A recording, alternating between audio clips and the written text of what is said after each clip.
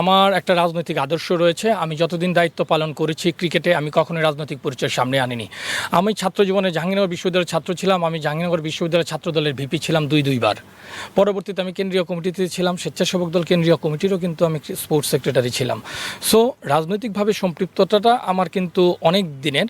But আপনি যদি দেখেন যে গত 15টা বছর যাবৎ যেই অনাচার রাষ্ট্রীয় প্রতিষ্ঠানগুলোতে হয়েছে, দেশের মানুষের কথা বলার কোনো অধিকার ছিল না। আমরা যদি ক্রিকেটটা নিয়েই যদি আমরা চিন্তা করি যে আমরা 2000 সালে টেস্ট স্ট্যাটাস পাইলাম, তারপর এই 2 যুগে এসে ক্রিকেটটা আমাদের পিছিয়ে গেছে।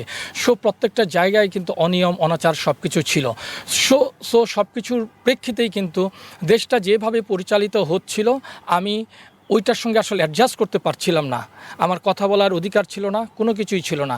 সো আমার যেহেতু পলিটিক্যাল ব্যাকগ্রাউন্ডটা আগে থেকেই ছিল, সো ক্রিকেটের কাঠামোতে ক্রিকেট বোর্ডের যে অনিয়মগুলো ছিল, তার থেকে কিন্তু আমার রাষ্ট্রের প্রতি দায়বদ্ধতা, দেশের প্রতি দায়বদ্ধতা আমার কাছে ভীষণভাবে পীড়া দিত।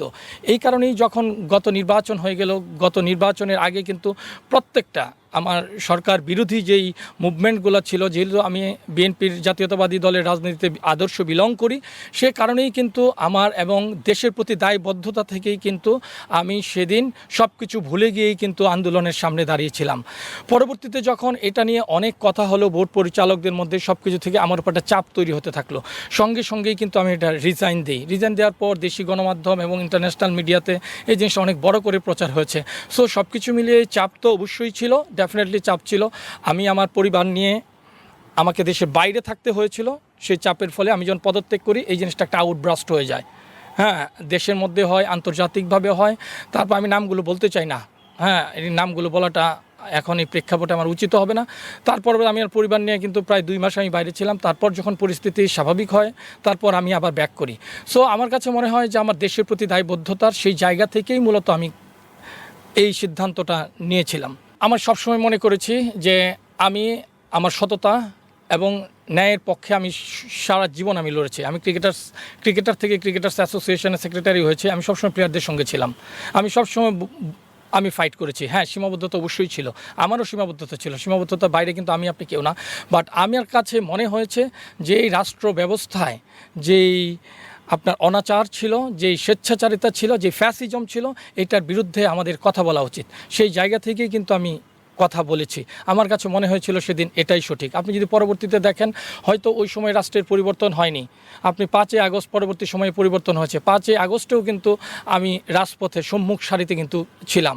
সো এই যে ব্যাপারগুলো আমাকে খুবই আন্দোলিত করতো। 5 তারিখের আগে কি সত্যিকার অর্থে একটা পিছুটান কিন্তু আগের আন্দোলনগুলোতে ছিল, কিন্তু 5 তারিখে সত্যিকার অর্থে যদি আমার ভেতরের অনুভূতি বলি, আমার কোনো পিছুটান কিন্তু ছিল না।